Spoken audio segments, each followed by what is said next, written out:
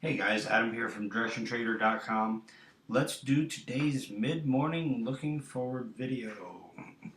It is 9:15 on the West Coast, so we're looking at about 11:15 on the Central Time. Let's take a look at the stock index futures. Right now, you see we're struggling. We had a nice push up today, a nice gap to the upside, just for the market to go ahead and pull on back.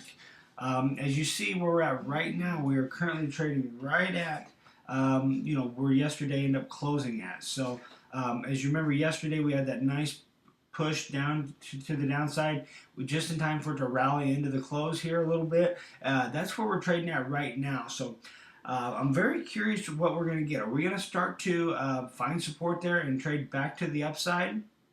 Or are we going to sit here and fizzle out the rest of the day and continue to grind on down to the downside?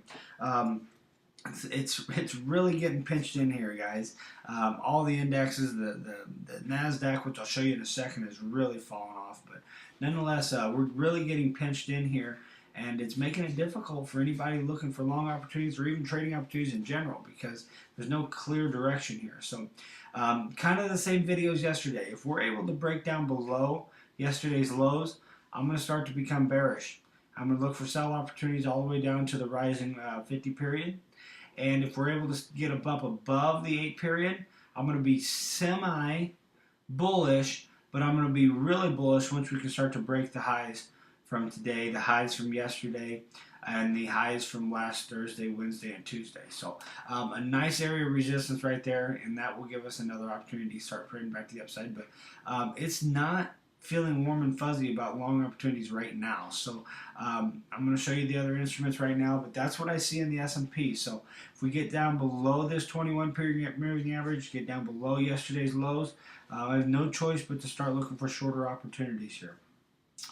Let's look at the NASDAQ, which is the extreme sell-off. You see the NASDAQ here, guys, really broke through these lows. We had nice support here. Yesterday, it broke through them lows, and then just in time to close out, actually close above them previous lows here.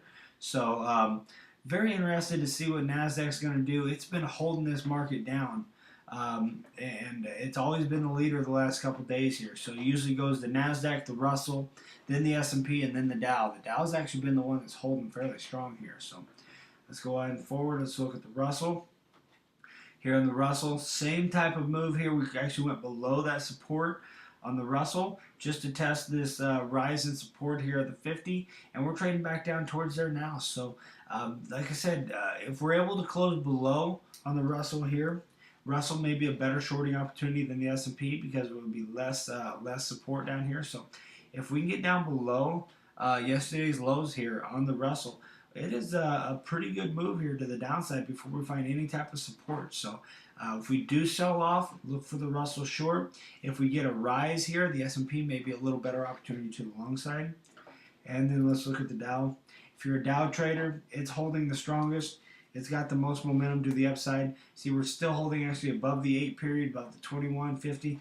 The Dow is without a doubt the stronger of the four, but with the other ones really kind of dragging on here. The S&P is kind of chopping sideways. The Russell and the NASDAQ are really weak here. So, guys, to be honest with you, I'm doing more of an update, but I am neutral. I'm not going long or short anything until we can get a break above and start to get some momentum here above the 8 period moving average and continue our trend.